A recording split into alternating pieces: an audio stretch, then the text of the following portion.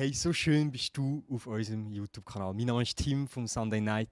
Und bevor du in die Message eintauchst, möchte ich dich ermutigen, dass du noch das Video likest und subscribest. Und ich hoffe, die Message ermutigt dich. Also, das Thema für heute Abend ist ein Leben, das sich lohnt. Ein Leben, das sich lohnt. Und bevor wir in die Message reinstehen, habe ich eine Frage an dich. Wer ist eigentlich verantwortlich für dein Leben? Ist es der Bundesrat? Ist es dein Pastor? Ist es dein Small Group Leader? Ja? Nimm mal das Handy raus und tu mir einen Gefallen und mach mal deine Kamera-App auf. Okay? Gang auf Porträtmodus. Weil was du jetzt wirst lernen, wird dein Leben für immer verändern. Heidi Klum wird wahrscheinlich schon in ein paar Minuten bei dir anrufen. Weil wir lernen jetzt, wie machst du das perfekte Modelfoto. Also, schau mal in deine Kamera. Ja? Schau mal in deine Kamera. Und jetzt machst du 3 Sachen. There we go. Erstens, du lachst ohne deine Augen. Lach ohne deine Augen. Jetzt erhebe deine Augenbrauen. Und jetzt hör auf lachen. Das ist dein Modelfoto. Mach ein Viertel, mach ein Viertel. Wow, jetzt hast du ein Modelviertel von dir. Mega krass. Und zweitens kannst du jetzt immer nachschauen auf dem Smartphone, wer verantwortlich ist für dein Leben. Großartig? Großartig. Come on. Ein Leben, das sich lohnt. Hey, was heißt es eigentlich, erfolgreich zu sein im Leben? Was ist Erfolg? Ich glaube, wenn ich jetzt Tage umfrage, was ist Erfolg, dann würden mir wahrscheinlich recht unterschiedliche Antworten geben, oder? Die eine würde sagen, erfolgreich bedeutet, dass man Karriere macht. Jemand andere würde sagen, ja, Erfolg ist die Frage, wie viel Geld hast du auf deinem Bankkonto oder wie viel Bitcoins oder wie auch immer. Jemand andere würde sagen, erfolgreich sein bedeutet, viel Followers haben auf Social Media. Vielleicht eure Generation würde eher sagen, erfolgreich sein bedeutet, von Anfang an nicht müssen arbeiten gehen, sondern direkt in die Rente. Ja, oder ganz viele Reisen. Oh, jetzt spüre ich da Vibes, ja. Ja, mit 30 schon alle Kontinente besucht haben, die es gibt auf dieser Welt, oder? Ja, bei anderen sagt vielleicht Erfolg bedeutet, gute Freunde haben oder mit 25 Frau, Mann, Auto, Villa am See und so weiter und so fort. Ich möchte euch eine Antwort zur Verfügung stellen, die vielleicht ein bisschen ungewohnt ist. Ich würde heute Abend behaupten, Erfolg bedeutet, wann er, also Gott, folgt. Erfolg bedeutet, wann er folgt. Und wir schauen heute Abend einen Mann an. Der Mann heißt David. Und Gott selber sagt, der Mann ist ein Mann nach meinem Herz. Mit anderen Worten, Gott selber stellt ihn als Vorbild zur Verfügung. Und der Mann sagt Folgendes über sein Leben in Psalm 23, Vers 6. Er sagt, Gutes und Barmherzigkeit werden mir folgen mein Leben lang und ich werde bleiben im Hause des Herrn immer da. Schönes Deutsch, oder? Come on, der Luther hat. Gutes und Barmherzigkeit werden mir folgen mein Leben lang und ich bleibe in dieser Gegenwart, in dieser Freundschaft mit Jesus bis zum Ende. Das ist die Definition von göttlichem Erfolg. Ich möchte heute Abend mit euch anschauen, was können wir von dem Leben von David lernen, wenn es darum geht, ein Leben zu leben, was sich lohnt. Erste Learning von David ist, glaub deinen Augen nicht. Wer war der David gewesen? Der David, ich kann recht stark mich mit ihm identifizieren. Warum? Weil wir lesen, er ist der Jüngste in seiner Familie. Ich bin auch viele Jahre der Jüngste in meiner Familie, bis als ich 80 bin, plötzlich es nochmal hat eine Schwester gegeben. Zweitens, die Bibel sagt, der David ist ein Kopf kleiner gewesen und schmächtig von Gestalt. Und auch ich bin als Kind und Teenager sehr klein gewesen und viel dünner als meine Freunde. Und wir haben vorhin darüber geredet, wie habe ich ausgesehen, als ich in die Kirche gekommen bin. Ich habe noch ein Viertel mitgebracht. Wunderschön. Du siehst, ich bin damals noch voll auf der Modelkarriere gewesen, deswegen bin ich so dünn geblieben. Nein, Spaß. Also ich bin sehr dünn gewesen und ich vermute, ich habe nur deswegen überhaupt zugenommen in den letzten Jahren, bevor wir auf Hamburg gegangen sind, damit ich nicht wegfliege, wenn es windet. Es ist brutal stürmisch. Mega Witz, Andi, krass, wirklich, ganz guter Witz, wirklich. Ich habe ihn gut gefunden. Ja, egal, okay. Also, jetzt ganz tief. Ich glaube, der David ist nicht respektiert worden von seinem Vater. Autsch. Ich zeige es euch an folgendem Beispiel. Erstens, der David hat Aufgabe gehabt vom Hirt Und ein Hirt damals war eine Aufgabe, die hast du eigentlich nicht deinem Sohn gegeben, jemandem aus deiner Familie, sondern irgendeinem Knecht. Warum? Weil ein Hirt hat oft Wochen oder Monate lang wegbleiben mit den Schafen von weit auf weit, dort wo halt frisches Gras findest. Und er ist weit weg von der Gemeinschaft, von der Familie. Und normalerweise hat ein Vater die Aufgabe nicht dem Sohn anvertraut, sondern der Knecht.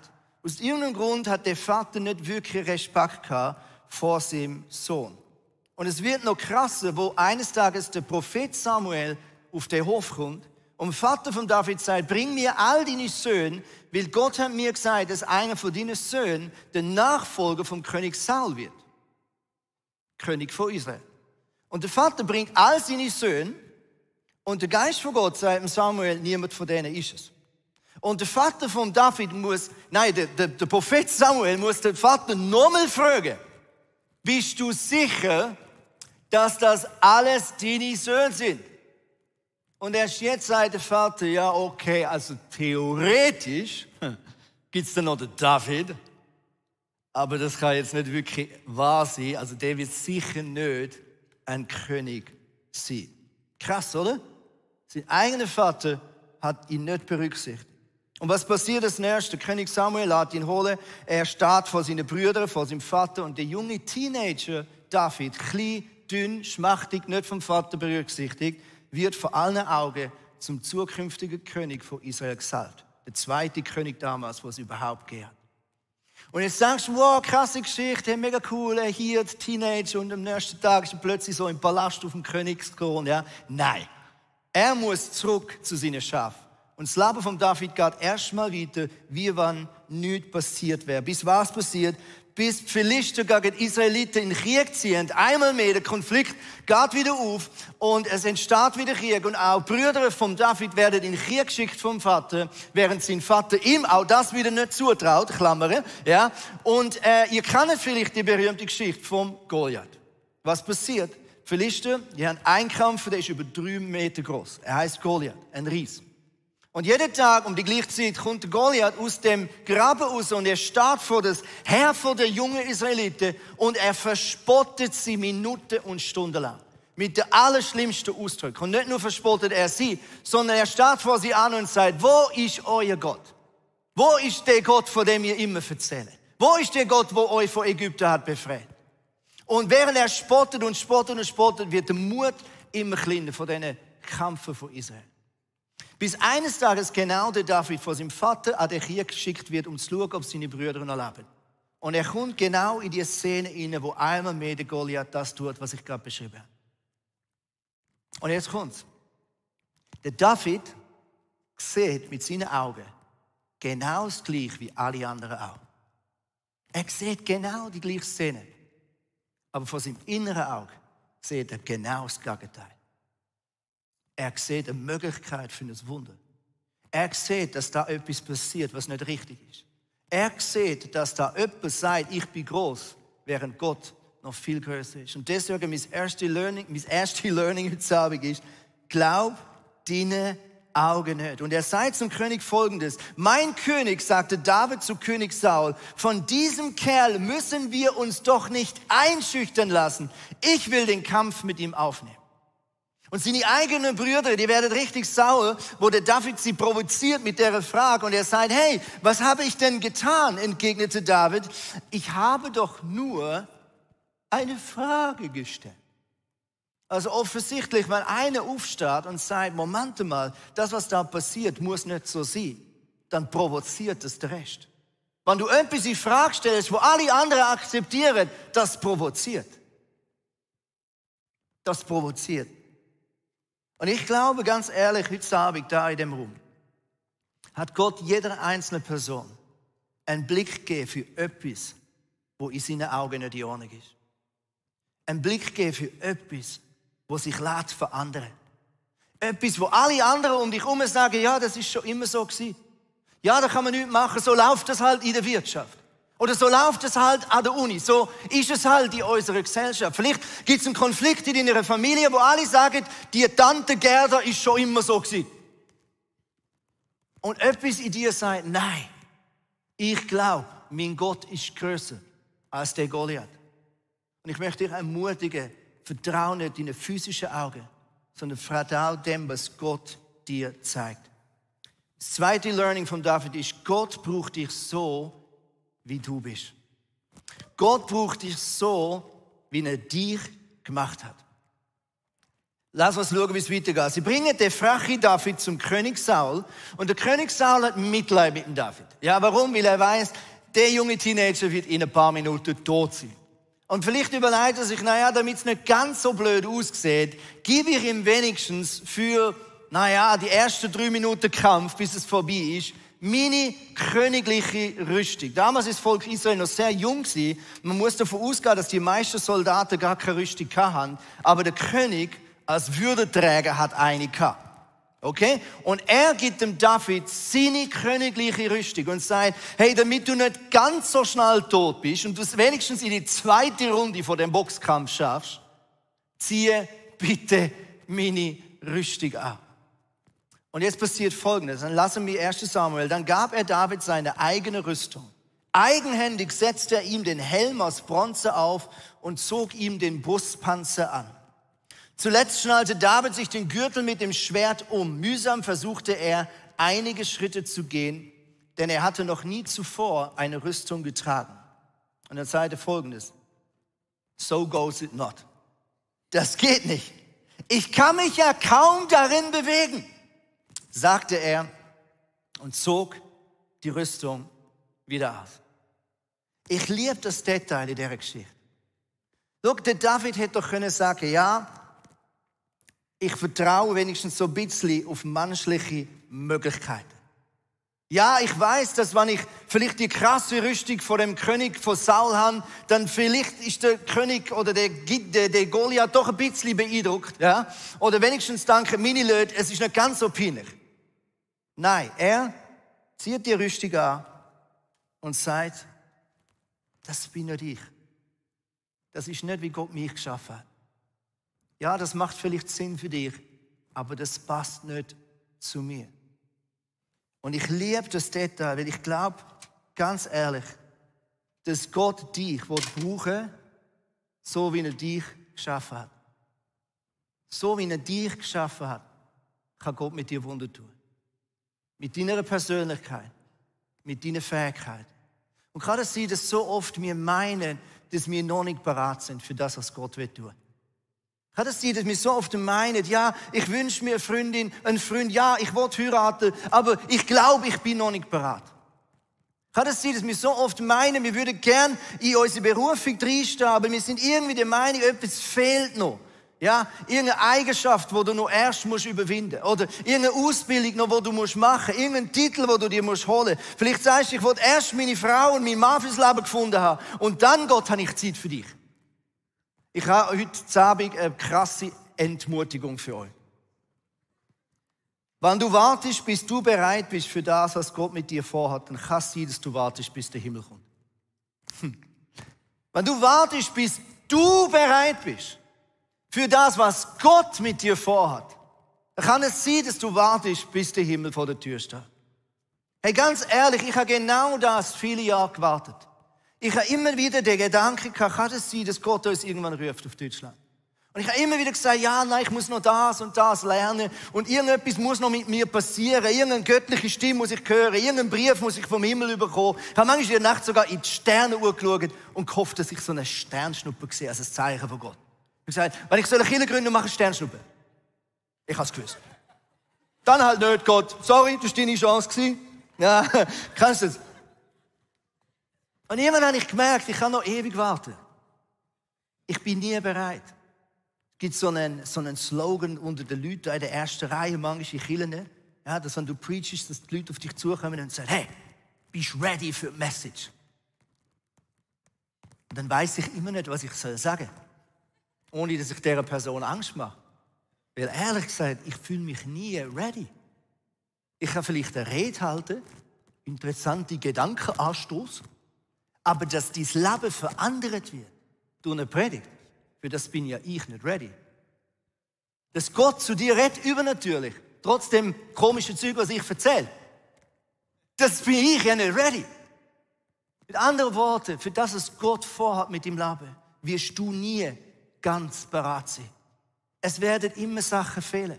Es wird immer der Moment sein, wo du sagst, das ist mehr als meine Möglichkeit. Das ist mehr als meine Kräfte. Das übersteigt meine Begabungen. Und das ist okay so.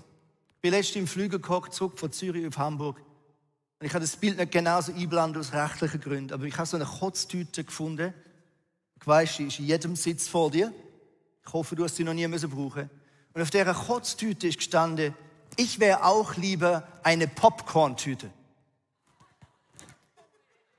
Aber ich hätte so sympathisch. Oder sagt einer, ja, ich wäre auch lieber manchmal anders, aber es ist okay, wie ich bin. Also, so wie du bist, bist du voll in Ordnung. Drittens, vertrau dem, wo hinter dir steht. Vertrau dem, wo hinter dir steht. Jetzt schau mal, der David läuft auf den Goliath zu und jetzt hört mal genau, was er sagt. Er sagt dem Goliath folgendes ins Gesicht. Er sagt, du trittst mir mit Schwert, Speer und Wurfspieß entgegen.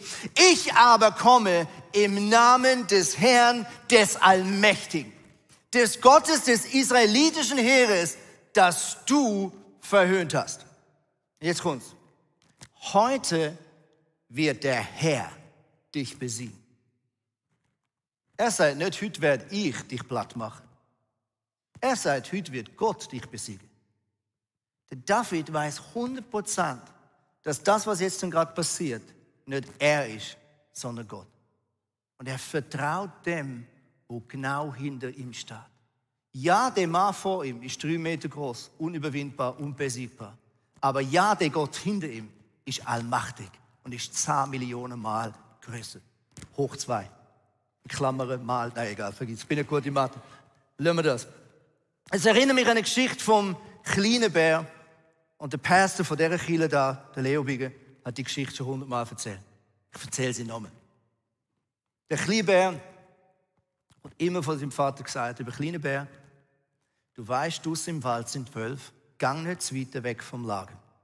Aber eines Tages, wo der große Bär geht jagen und der kleine Bär ganz allein ist, schmeckt er den Geruch vom Barbecue aus dem Dorf. Und er kommt so Hunger über, dass er der Versuchung nicht widerstehen kann. Er macht sich auf den Wagen, er kommt aus dem Wald raus und wer steht vor ihm? Der böse Wolf. Und der kleine Bär kommt mega Angst über. Er kommt mega Angst über, sein Herz schlägt, Leute und Leute und Leute. Und der Wolf kommt näher und näher und er macht einen Schritt zurück nach dem anderen, bis ihm in seiner Verzweiflung einfällt, was sein Vater eines Tages mal zu ihm gesagt hat, was er muss tun, wenn der Wolf kommt. Er nimmt all seinen Mut zusammen und er nimmt seine Ärmel und er sagt, und zu ihm Erstaunen drüllt der Wolf um und springt davor. Und der kleine Bär denkt, yeah, I got the power. Und er macht einen Schritt zurück und plötzlich macht es wusch. Und er spürt so etwas Flauschiges. Und er schaut und sagt, hoi Papi, vertrau dem, der hinter dir steht. 4. Setz ein, was du hast. Setz ein, was du hast. Stattdessen nahm er seinen Hirtenstock und seine Steinschleuder, holte 5 flache Kieselsteine aus einem Bach, steckte sie in seine Hirtentasche, mit Stock und Schleuder in der Hand schritt er auf den Riesen zu.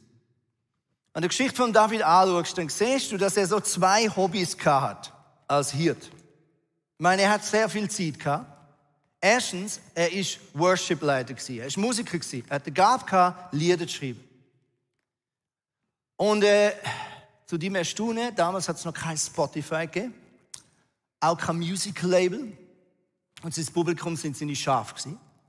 Und wenn sie bäh gesagt haben sie gesagt, das ist ein schönes Lied. Und wenn sie gesagt haben, bäh, dann haben sie gesagt, wow, das ist ein krasses Lied. Ja? Und obwohl er niemand zugelassen hat, außer seine Schafe, hat die Gabe mega ernst genommen. Und er hat Lieder geschrieben und Lieder geschrieben, kannst du das nachlesen in der Bibel.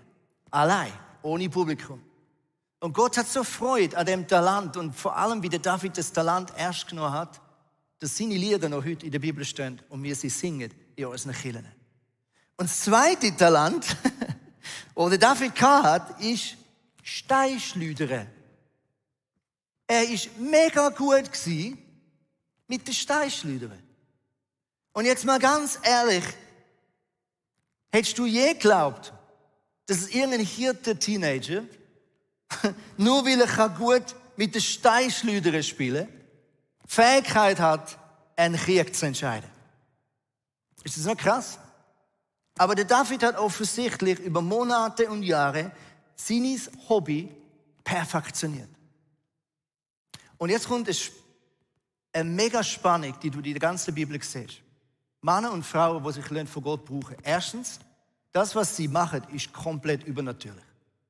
Das, was sie tun, übersteigt komplett ihre eigenen Möglichkeiten. Und doch siehst du ganz, ganz oft auch, dass Gott das Talent, was er dieser Person gegeben hat, braucht. Der David hätte ja auch einfach so können, keine Ahnung, machen und er wäre tot umgekehrt. Das wäre auch ein Wunder gewesen. Aber offensichtlich liebt Gott die Talente, die er dir gegeben hat, auch zu brauchen. Auch wenn sie so banal und ungeistlich sind, wie eine Steinschleuder. Hey, ich möchte dich ermutigen, da in dem Saal, vielleicht hast du eine Fähigkeit, wo du das Gefühl hast, die ist nicht so geistlich. Kannst du das? Dass man manchmal so gewisse Gaben mega bewundert in der Kirche?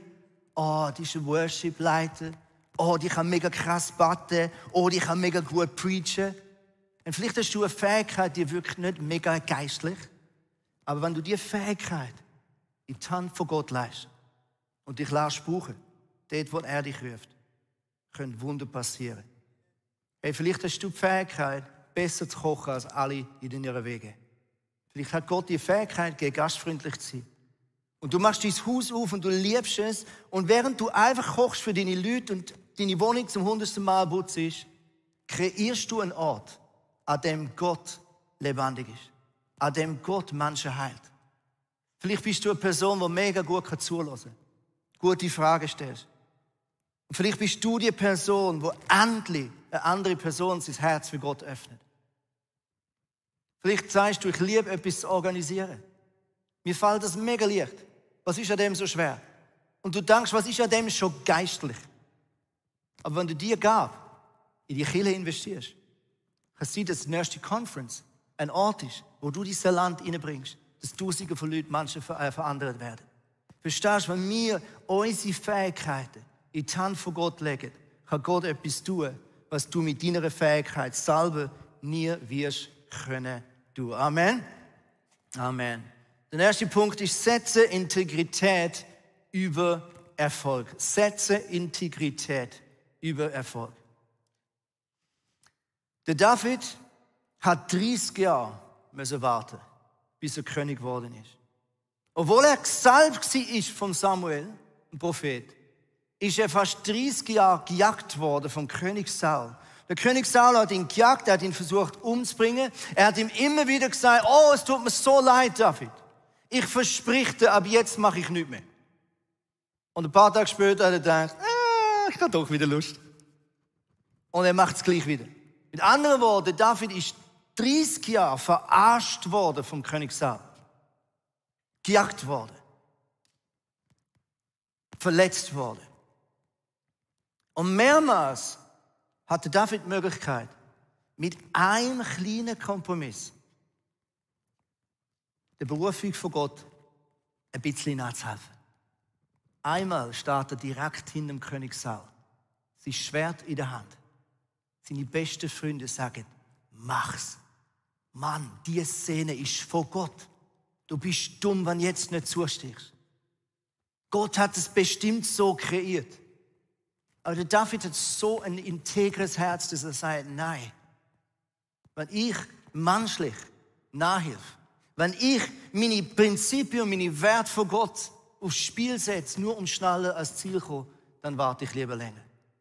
Und er verzichtet. Und es bedeutet, dass er 30 Jahre wartet, bis er endlich König ist.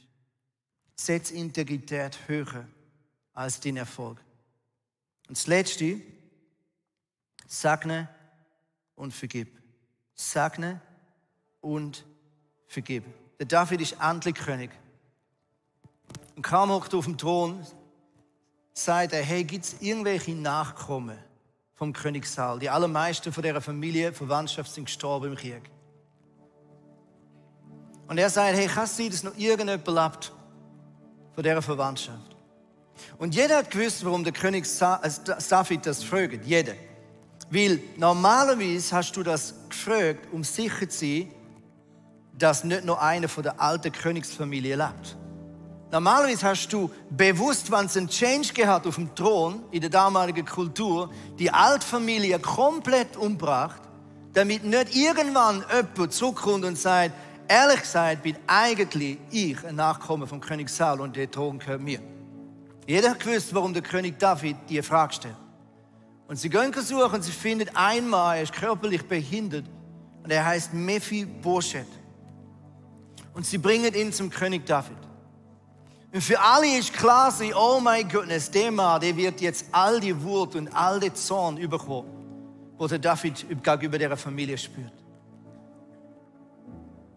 Und was sagt der David zu dem jungen Mann? Er sagt, fürchte dich nicht, denn ich will Barmherzigkeit an dir tun, um deines Vaters Jonathan willen. Und ich will dir das ganze Ackerland deines Vaters Saul zurückgeben.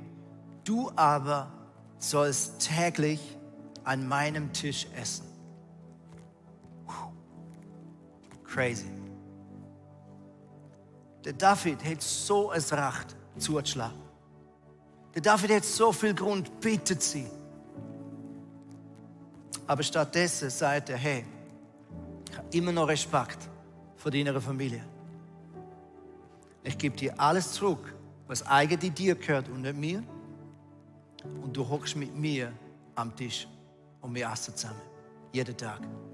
Er behandelt ihn, als ob er ein Königssohn ist. Und ich glaube, in dieser Geschichte von Mephibosheth ist prophetisch die Geschichte von Gott mit uns Menschen. Weil wir Menschen, wir tun Gott weh. Wir sind ihm untreu geworden. Wir machen Fehler. Die Bibel nennt es Sünde. Aber Gott hat den Respekt vor uns Menschen nie verloren. Gott hat die Liebe für dich nie verloren. Und er geht selber ins Kreuz vor über 2000 Jahren. Er stirbt für dich und mich. Damit er uns unsere königliche Würde zurückgeben kann. Und damit du und ich am Tisch vom König essen können.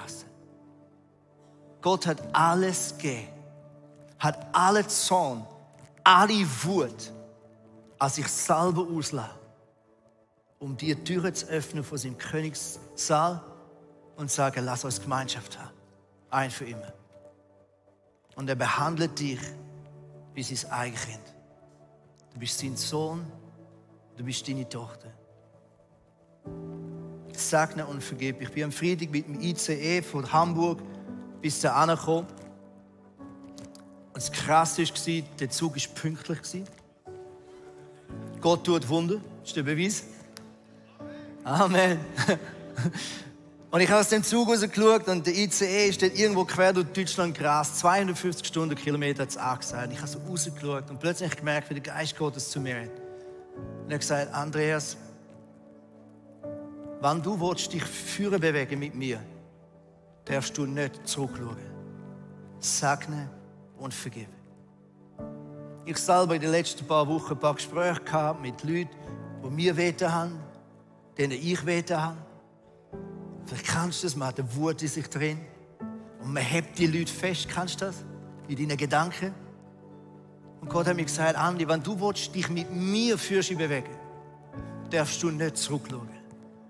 Und wenn du deine Bitterkeit hinten auf den Anhänger rührst und wenn du deine Anklage und Selbstanklage alles hinten in den Rucksack packst, dann wirst du immer langsamer in deiner Nachfolge mit Jesus. Wenn du mit Jesus willst laufen, hat es keinen Platz für einen Rucksack mit Bitterkeit. Es hat keinen Platz für einen Rucksack mit Selbstanklage oder Fremdanklage. Segne und vergib. Du wirst verletzt werden. Du wirst andere Menschen oder dich selber enttäuschen. Und andere Menschen werden dich enttäuschen. Gott wird dich durch Phasen durchführen, wo es aussieht, wie wenn er dich nicht mehr segnet. Und in all diesen Phasen, liebe Freunde, ist es so wichtig, dass wir nicht festklammern, dass wir nicht anklagen, sondern dass wir loslassen und Jesus nachfolgen. Segne und vergib. Was ist göttlicher Erfolg? Wenn er folgt. Gutes und Barmherzigkeit werden mir folgen mein Leben lang. Und ich werde bleiben im Hause des Herrn immer da. Amen. Hey, ich möchte zum Schluss, dass wir die Liste nochmal einblenden. Und bevor wir zurück in Gebet und Worship gehen, lass uns so eine Minute Zeit nehmen. Und ich bitte dich, dass du einfach den Geist von Gott fragst, welcher von diesen 6 Punkten ist der, der jetzt am meisten relevant ist für dich. Ich glaube, es macht mega Sinn, wenn du den Heiligen Geist fragst, was ist das, was dir jetzt gerade wichtig ist. Frag Gott, was das bedeutet, triff eine Entscheidung im Gebet und dann lass es aufstehen und zusammen worship.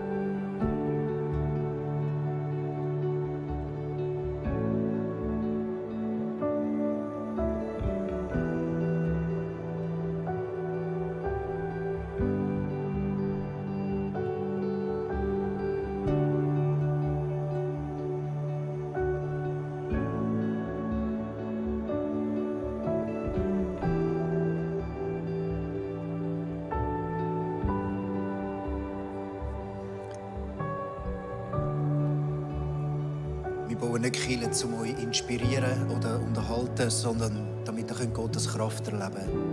Und das passiert eben genau, wenn der Heilige Geist dir aufzeigen darf, was ist der nächste Schritt. Ich glaube, zu vielen von euch hat er geredet. Und jetzt ist der Fokus einfach von dem, dass wir diesen Schritt effektiv machen können, dass wir das reingehen. Und etwas, was hilft, ist, wenn man jetzt Statements macht.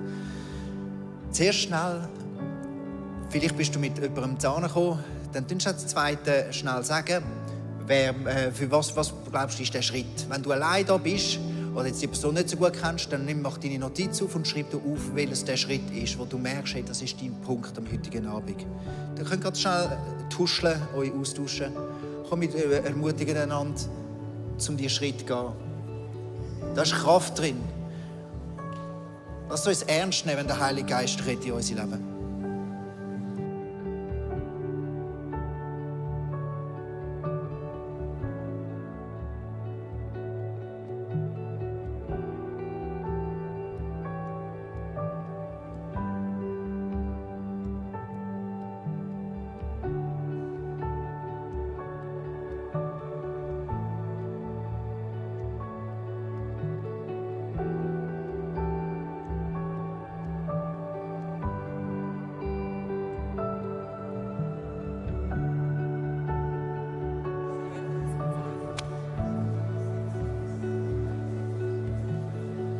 Ich hoffe, die Message hat dich ermutigt und dir weitergeholfen, wo du stehst in deinem Alltag. Ich möchte dich ermutigen, wenn Gott zu dir geredet hat und wenn du das Gefühl hast, Gott macht etwas fest im Herz, schreib das noch auf, weil wir vergessen immer wieder so schnell, was Gott zu uns redet. Hey, und wenn es dich interessiert, wer der Sunday Night ist, was das für ein Gefäß ist, dann möchte ich dich ermutigen, hey, wir haben einen Telegram-Channel, du bekommst jetzt gerade hier einen Einblender, wo du kannst, den abonnieren und du wirst immer die neuesten Infos bekommen, was wir als Community machen, am Freitagabend, am Sonntag, was auch immer gerade ansteht. So bist du immer auf dem neuesten Stand. Ich wünsche dir eine super Woche.